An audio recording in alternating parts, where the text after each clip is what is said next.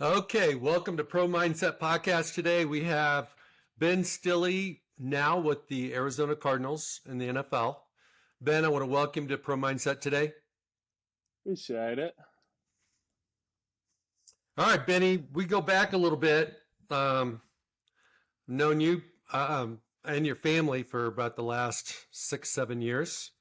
You played college football at the University of Nebraska, and you're the pride of Ashland, Nebraska. Did you ever dream that you would play in the NFL?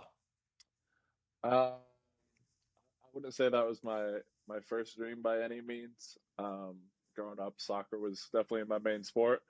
Um, and I mean, really, one step at a time for me. It was my first dream. Once I realized I wanted to play college football, was to get on the field at the college level. Maybe start a couple years, get playing time my last year or two. But yeah, the NFL wasn't really something I thought was attainable until maybe my last 2 or 3 years, once I had already been starting for several years at Nebraska. So it was really kind of a progressive goal and a progressive dream that became a reality for me. I'm not necessarily an optimist. I'm very much consider myself a realistic optimist. Um, so if I didn't think it was an attainable goal, it wasn't going to be a goal for me. So it kind of became one after I put in the work and came down the line more so. Okay, so in high school, if I recall correctly, you were like a tight end, outside backer, punter, kicker. What else did you do in high school? Or am I off? No, you're good. I started out at safety on defense. My freshman year, I moved to corner. My sophomore year, yeah, those 2 years I was playing wide receiver on offense, and then I moved into D end my junior year. So I played more tight end and receiver on offense my last 2 years of high school. Okay, share for our audience how big you are now. 6'4", 300, 301, 302 right now. Okay, so there's not very many 300-pound wide receivers and safeties and corners. So you kept moving closer to the ball. When you went to Nebraska, I'm sure it was a shock when they first said, "Hey, man, you need to go with the D line," because I think you start out at outside backer? Yeah, we were in a 4-3, so I was playing true D end in the 4-3 my freshman year, my true freshman year. And then we moved to a 3-4 that next year.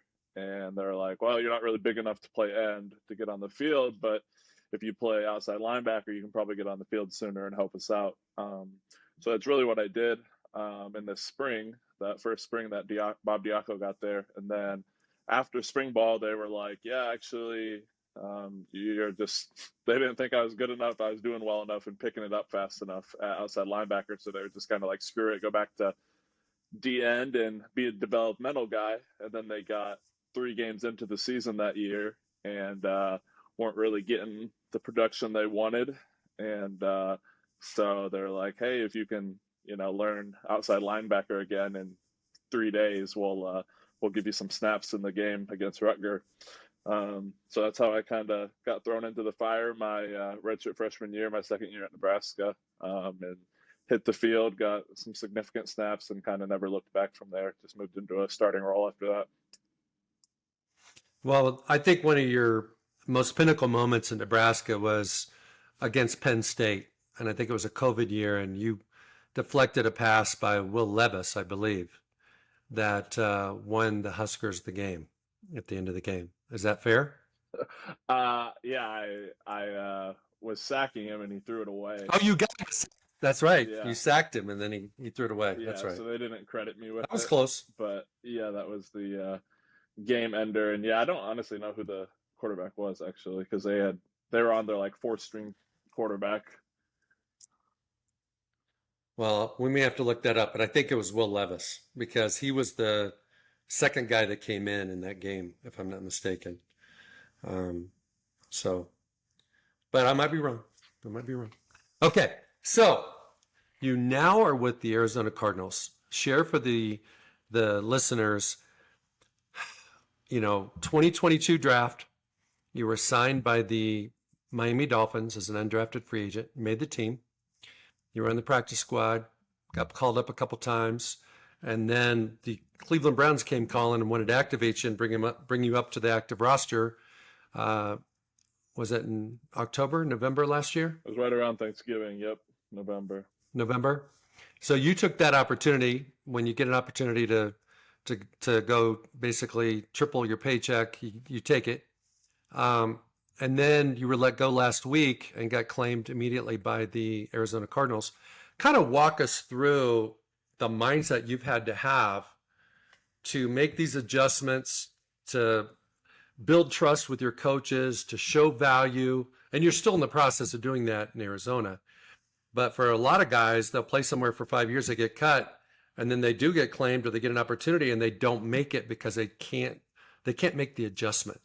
You're getting a lot of practice in making the adjustment. You'd probably like to stay in Arizona for a while and maybe, be there for the next 5 or 10 years.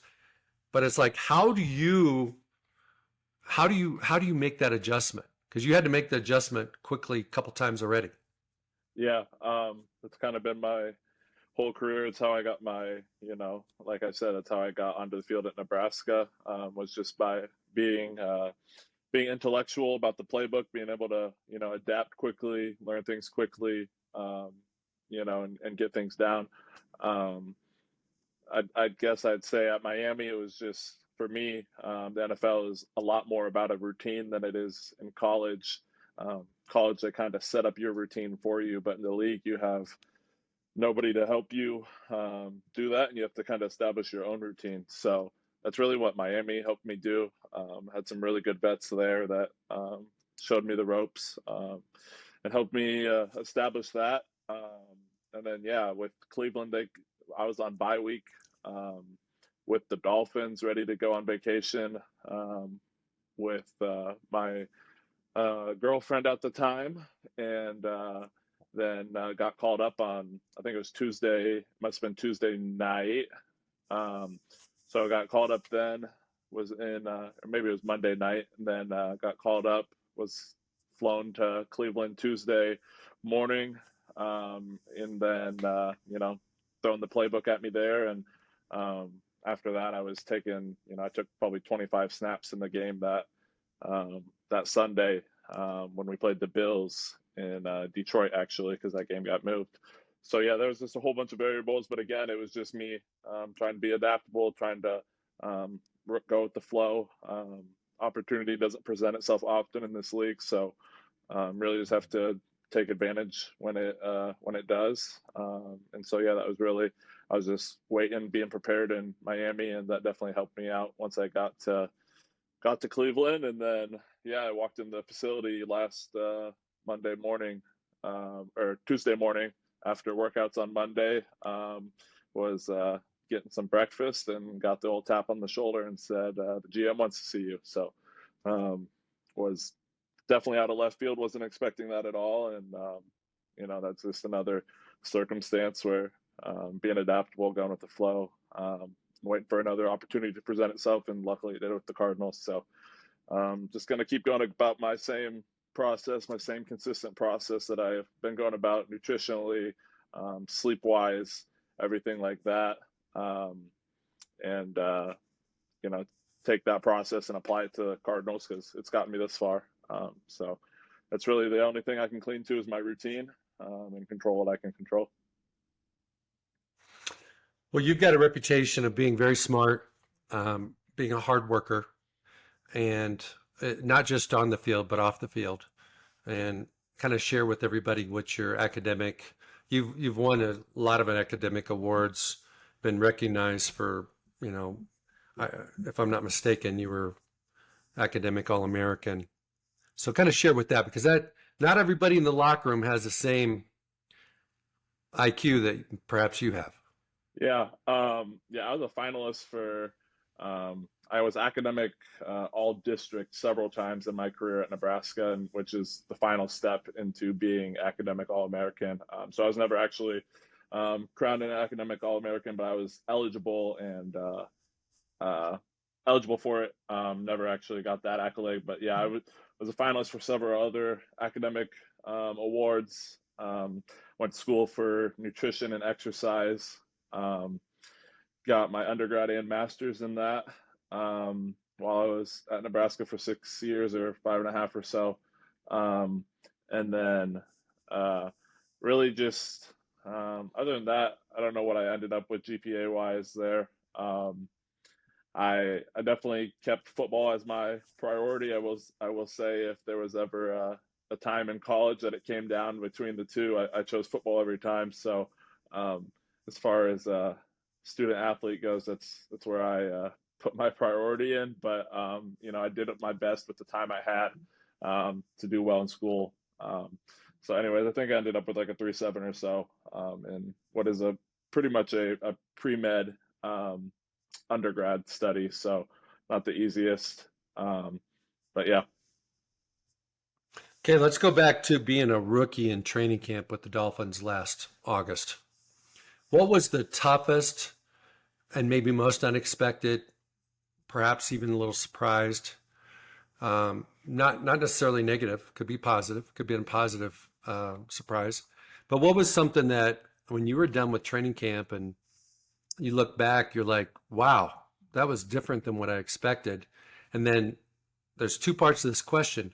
How is that going to benefit you in 2023 in Arizona because of what you learned in 2022? yeah, I definitely say rookie minicamp honestly was the um, most difficult or one of the most difficult parts of camp, which isn't even part of camp truly, but that the rookie minicamp they run down at the Dolphins just between the heat and not being acclimated to the heat and the humidity down there, and then they do a lot of 11 on 11 stuff down there in rookie minicamp, which isn't the case everywhere. And me being the only nose guard, which I'd never played nose guard in my life, but I just ended up being the biggest D lineman we had out of the young guys. So I played a ton of nose guard in camp, in OTAs. Really, that's how I made the team was playing nose guard. Which once we got through camp and OTAs and all of that, I never played nose again. But that was the position I played to make the team. Which it's similar to end in the skills transfer over, which is what the D line coach and what the GM and coaches saw. They knew that would transfer over, but yeah, that was a big role. I guess I didn't plan on playing at all at my size in a 3-4 defense. Typically, I'd be an end role, which is what I played all throughout out college in the 3-4 scheme too. So that helped me a lot, just being adaptable. That's where I could get on the field and get the reps. So just took advantage of those reps at nose. Well, you got in a couple games before you left Miami. What was the coolest thing about playing in a your first regular season NFL game? Yeah, I mean the coolest part was it was Sunday night football.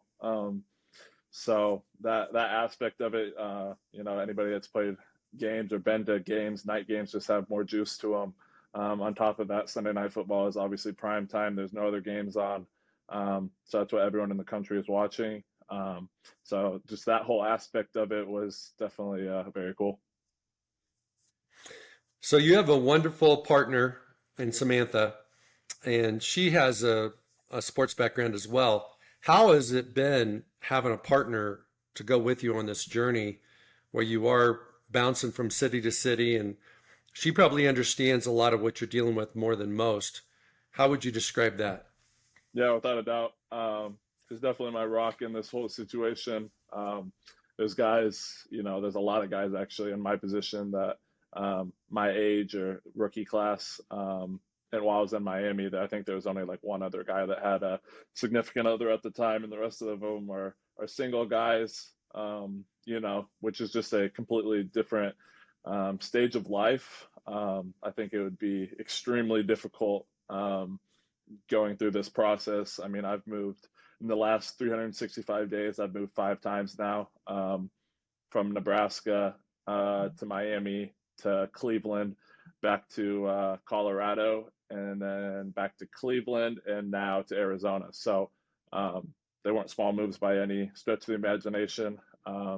Just kind of the rock star that can handle all of that on her own for the most part, and you know it makes my life a lot easier when I don't have to worry about moving stuff across the country. I just have all the trust in her, and know she's going to take care of all of that.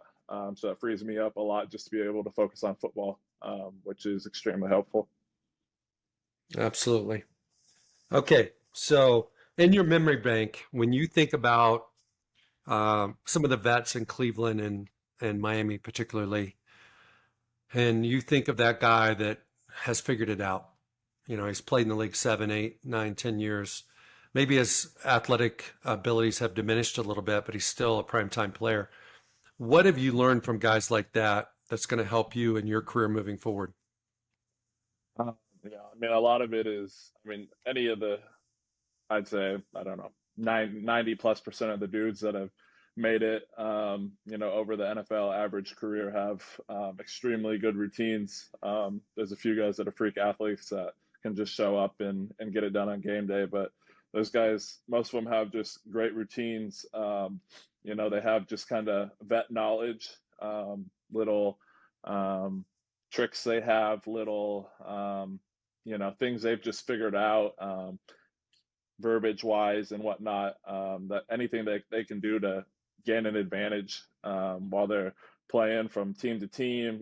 Football is from team to team is it can be different slightly, but a lot of the coaching trees cross over. There's a lot of verbiage that crosses over.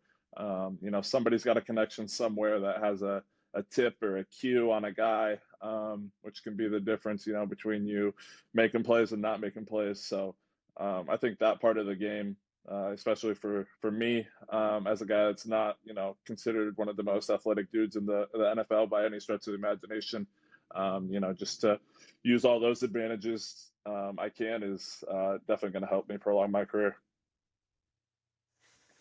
Okay, one of the things I see with young players that have been through similar situations as you're going through is sometimes they take a hit on their confidence. Some guys do, some guys don't. How do you protect your confidence? How do you protect your belief in yourself? Because just because you got let go by Cleveland, really, more than anything, didn't have anything to do with you. It had to do with their plan. And it's like you could take it as, hey, poor me, they don't like me anymore, they don't think I'm good enough, or you can maintain that belief and confidence in who you are and what you do and understand that this is a job and that you just got to move on to the next company and go do what you do there. So how do you approach potential hits on your confidence that without letting it damage your performance? Yeah, without a doubt. One team's trash is often another team's treasure. So it's kind of how the league goes. It's a revolving door. Just really, I think some advice that I've gotten from vets is, it's not personal. It's business. It's the way it is. So there's things that, just numbers wise that teams often have to do, especially cuts after camp and whatnot like that.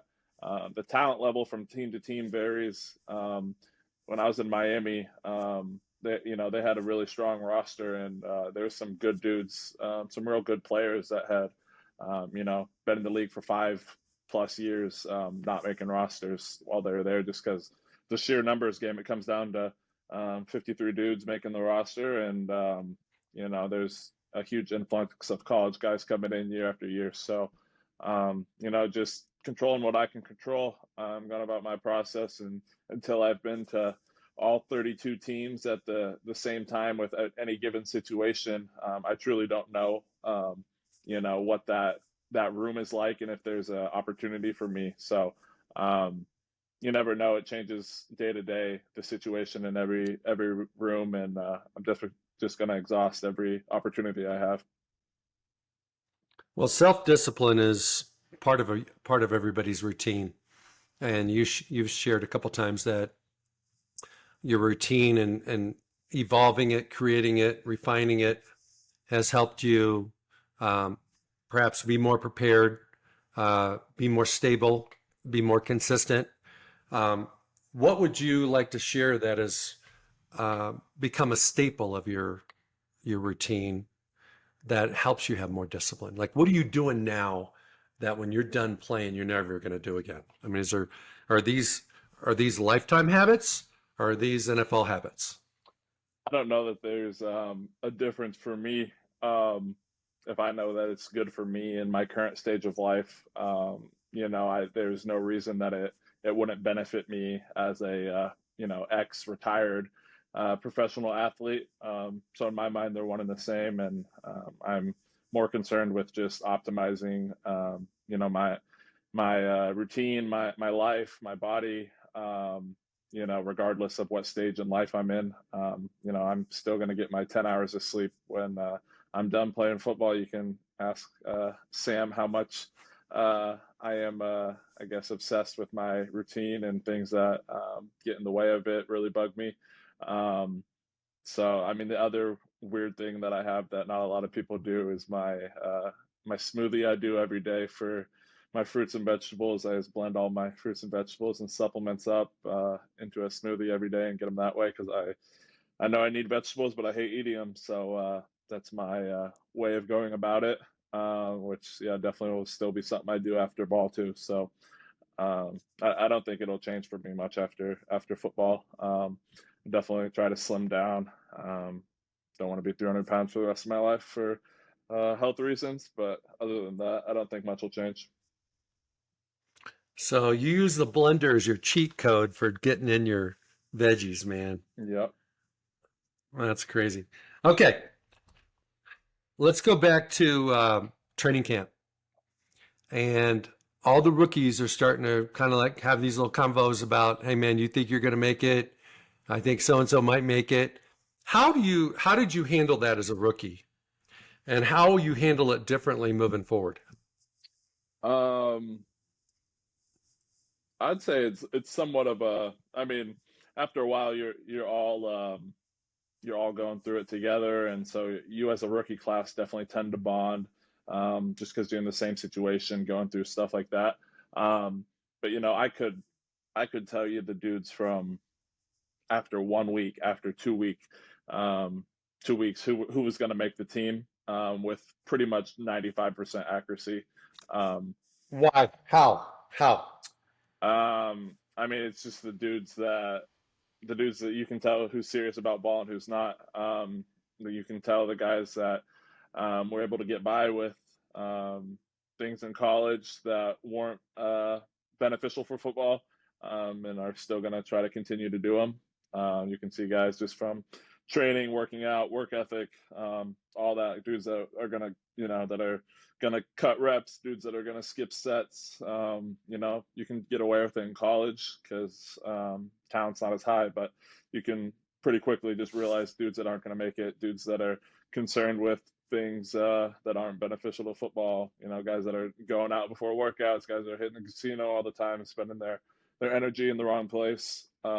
It's real obvious, real early on. You can't hide that for too long. Ben, let's go back to Nebraska and, went to Nebraska for 6 years to many, many games. So you play lots of times. And there's this saying, quote unquote, there's no place like Nebraska. What does that mean to you? Yeah, I mean, to me, what makes Nebraska special is the people, the fans. I hear it all the time from other people, while I'm in the league now, that I played while in the Big Ten. Whenever they came to Nebraska, just the atmosphere, how loud it was, how electric the atmosphere was, and then just like how genuinely nice the people are there. I think that's a huge difference. I learned pretty quickly. Going to Miami, which is a completely different culture. Just the general population down there isn't the same. Just with how nice people are in Nebraska, and how genuine people are, how caring people are, and willing to help people. So I think that's the main difference. Okay, so Nebraska was the best, worst team in the country your super senior year. I believe you guys went 3-9. If you could go back and play that season again, and all these dang close games, I mean, they were heartbreakers. Michigan State, some of these games were just insane. You guys should have won. What would you, maybe you wouldn't have done anything differently, but what could you have done, or what do you wish would have been done so that you guys could have been more successful in your super senior season? Yeah. That was the question when all the scouts, they want to ask you what's the biggest adversity you've been through in your life and all of that. And I don't necessarily have like a big personal one, but that was what I used. Just 5 straight losing seasons at Nebraska. With as important of a sport as football is at Nebraska, that definitely weighs on you. And Yeah, for me, it was just going about my daily job the only way I knew how, sticking to the routine, sticking to the process. Because ultimately, at the end of the day, I'm 1/11th of the defense and 1/22nd of the team that's on the field. And so just controlling what I could control. Honestly, I thought, by that point in my career, I was preparing as well as I could. I was helping the guys in the D line room and on the defense prepare as well as we could. And defensively, we had improved over the course of my career quite a bit, and just kept improving, which I think we had some solid leadership on defense that allowed that to happen. A lot of 6-year dudes, a lot of dudes that were in my class that had been through a lot, that had grown a lot and become good leaders on that side of the ball, for sure. So I don't think there's really anything else we could have done. I think a lot of it was psychological, and winning becomes a habit, and so does losing. And so I think that affects players' psyches when they're on the field for sure, and kind of just scenarios coming up, and they're like, "All right, here we go again. What's going to go wrong now?" and that kind of thing. So I think that was the biggest part of it, was just psychological. If we could have done something for that, I think for sure. Yeah, I can remember being down in Norman, Oklahoma when you guys played Oklahoma, and that's what went through my head was here we go again. It was a PAT return for a touchdown. It was just crazy. Just stuff you can't make up. I mean, in Ohio State when the kicker on the onside kick, for all intents and purposes, missed the ball. It's like, it was just insane. Okay, so the NFL is such a crazy animal because you're now a veteran, and overnight you become like a veteran, and you may not be making the salary of some of these guys that are making 8 figures a year, but if you keep progressing and beating the odds and being who you are and standing for what basically believing who you are, you could be one of those guys someday. I had a young man who was cut 5 times, made $33 million in the NFL, and nobody believed in him. Everybody quit on him.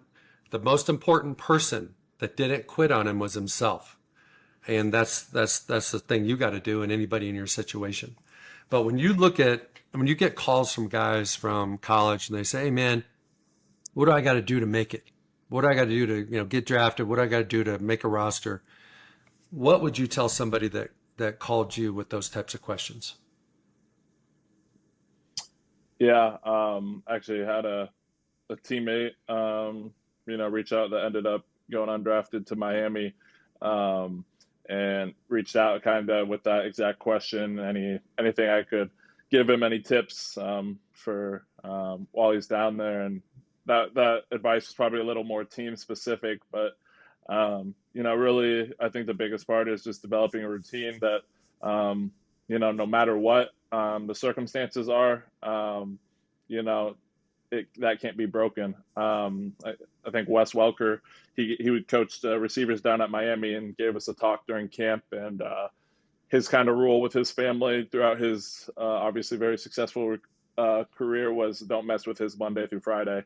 In the off season, in season, but I think it was more of an off season advice. Weekends, his family, he's free to do whatever, but like his Monday through Friday, that's his routine, and just can't have that messed with. And that ultimately is what helps him have success, and he has his confidence in. So that was definitely something I think is very important. Other than that, I think guys, especially undrafted position, there's undrafted dudes that make the roster all the time. So why not you be one of them? and just knowing that what you're willing to do is more than anyone else, especially in the rookie class and the undrafted class. Just know that you're willing to do more than they are, that it means more to you. I think that ultimately has a lot of determination of whether you make the team. Obviously there has to be some skill to go with it, but you wouldn't be in that position or at that place if you didn't have at least a baseline level of skill to be on a team. What I'm thinking about, Ben, is you're in a game and it's a big play. And it could have been at Nebraska, it could have been at one of the two teams you've been at in the NFL. From just from the perspective of how do you deal with blocking out the noise? How do you deal with that little voice on your shoulder that says, "Hey, man, don't mess this up. Coach is going to be pulling me after this play." How do you? It's called mindfulness, and mindfulness is when you're totally present in the moment, you're locked in, and all that BS, you're not thinking about all that stuff, even though it's trying to creep into your mind. How do you, as a young man that's performing on TV in front of lots of people, and everybody knows how much you make, and if you make a great play, you get a lot of credit, and if you mess up, everybody's talking smack on you on Twitter. How do you lock in? How do you be present? And it's a practice that you get to duplicate and replicate many, many times during the course of a season, because you've got to do it in training camp. You got to do it in the preseason. Not just on a 4th and 1. You got to do it every play in the NFL. You have to do it in practice. How do you do it? No, I really think it stems from just my faith in Jesus Christ. In my mind, just playing for him, and really his judgment is the only that matters to me. So being able to block out everything else, which obviously is inevitable, you're gonna get criticism, and it's not like you aren't going to see it or aren't going to hear it. It's impossible to necessarily not see it, but just to not absorb it, I think is the key. Not to let it seep into who you are and let it affect your confidence. And just putting my faith in that is ultimately, I think the best part of just applying my faith to my sport. I think that was a huge step for me. Just being able to figure out, that my faith isn't something that's just lived out in church. It's lived out in my day-to-day life. And ultimately, God has called me to be a professional football player. And so that's where I spend most of my time. And that's where, in this stage of my life, that I'm called to live out my faith. So I think that's been the most helpful thing for me, for sure. That's fantastic. One of the most important things for guys is to know who they are and know whose they are, and to basically have a handle on their identity, because the circumstances are going to change. Sometimes you're going to be swimming upstream. Sometimes you're going to be going into basically a web of adversity when you get to the NFL. And so if you know who you are, you got a great chance. If you don't know who you are, good luck, because you might not. If you don't know who you are, that's the guys you were talking about that you could almost guess they were going to get cut because they don't even know who in the heck they are. So let's go to a more lighthearted topic. You're getting married this summer. Where are you guys going on your honeymoon? We actually don't have a honeymoon set up. We're getting married in the break right before camp. So it's kind of just our circumstances in our life, the way it presents. We're getting married at about a month right before camp. And obviously camp is, the most important part of an NFL career, makes or breaks your career. And so for me, and Sam obviously is very understanding of this, but that's my most important time to be locked in on my training, conditioning, nutrition, and all of that. And that's hard to do on a honeymoon. So we haven't necessarily figured that out yet, but we will be taking one hopefully in the off season in the next year or two here. Well, that's not a bad idea. That's not a bad idea. All right, Ben. So like most young people that get married, they want to have kids. If you're fortunate enough to have some sons, and obviously your parents had 3 boys, do you want them to play football? And you have a future brother-in-law that played college football. And if you don't want to play football, why not? Yeah, Sam and I have talked about it a little bit. Definitely won't be playing contact or tackle football prior to high school or anything. I didn't start, playing football until middle school. Playing contact football or any form of organized. I didn't even play flag or anything before that. Just played at recess. And so I don't think there's any benefit to starting in Pee Wee or anything like that. But the reality of the game is it's a contact sport, it's a physical sport. I don't think kids before they hit puberty or have really had time to develop is, beneficial in any way for them.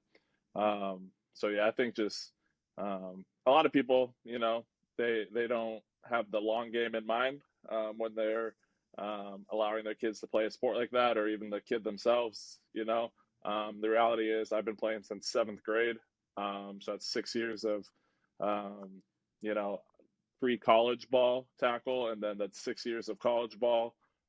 That's 12, and now I'm on year two in the league. That's 14, and that's over half my life that I've been playing tackle football. So it takes a toll on your body for sure. I think if you can get to the league with less years on your body, taking playing tackle football, I think that's ideal. To be honest, I kind of took the long route, which is my path, and that was my journey to get here, and it's worked out for me fine. I think that's really our thought that has gone into it. I love the sport. I want to coach it when I'm done playing. It's kind of really all I know. I've dedicated so much of my life to it. So, uh, yeah, I think I want to just use football in a coaching mindset to be able to give kids the information, give them the suggestions, the tips to succeed at the next level, at the college level that I didn't have coming from small town Nebraska. Nobody really had played D1 college football, on scholarship or anything like that. So that was very much a new experience for me, and I think it's definitely helpful to have someone that's been through it give you some wisdom. Okay, I'm going to ask you to have a conversation with your future self. And when the sun sets on your NFL career, and let's say that's 5 years from now, 8 years from now, I don't want to pick a time because it's going to be somewhere down the road. And you look back and you're sharing perhaps with your, 7-year-old son. What do you want to be able to tell him about your NFL career? Um, I think the thing that stands out to me is I think just making the most of your opportunities, maximizing my potential, not comparing myself to other players. Other players have higher ceilings than me, and I'm dealt with the genetics and all those circumstances that I've been dealt with, and so really, I think the mark or the measure of a true man is just how much of your potential you've maximized and gotten every ounce out of that. I think to me that for my past teammates, guys like that are guys I truly respect in college and in the league, dudes that are able to do that. I respect those guys way more than the dudes that only meet half their potential because they didn't want to put the time in or the work in or a number of things and to be disciplined enough. So I think that's what stands out to me the most as being important. Okay, I'm going to give you a challenge. I want to thank you for being on Pro Mindset podcast, number one. Number two is I want to challenge you to reach your full potential. And I believe you have a lot more athleticism than you even maybe think you have. And the thing that you're going to find as you matriculate through this career that we call the NFL is that you're probably more athletic than maybe even some of the coaches have led you to believe, because the whole draft process is beating people up. So, certain people feel the brunt of that. And you probably got a little bit of that through just that process. Oh, it's not this enough, not that enough. I mean, it's holy smokes. You're playing in the NFL, you're on an NFL team. So my challenge to you is to figure out who you want to be, who you are, what you stand for, what you want out of this journey and venture in the NFL. And then go get it. And don't let anybody, don't let some coach, some GM, some scout, some media guy tell you who you are. If you can control and not allow any of those thoughts in and those comments and those opinions and just be who you are, you'll go a lot farther in the league than you will if you don't. No doubt. I appreciate it, Craig. I want to thank you for tuning in to Pro Mindset Podcast. If you enjoyed the listen, please leave a 5-star rating. If the message was a vibration you connected with and you have any friends, family, or colleagues who would benefit, then please share this episode with them. You can follow Pro Mindset Podcast on the following social media platforms: Instagram and YouTube, Pro Mindset Podcast; Twitter and Facebook, Pro Mindset Pod; LinkedIn, Pro Mindset. We will drop our shows, Pro Mindset Podcasts, every Wednesday morning, and we invite you to listen and subscribe. Also, don't hesitate to check out our archives to listen to previous shows. And finally, I encourage you to embrace a Pro Mindset truth from today's show. It just might be the key to unlock the pro inside you.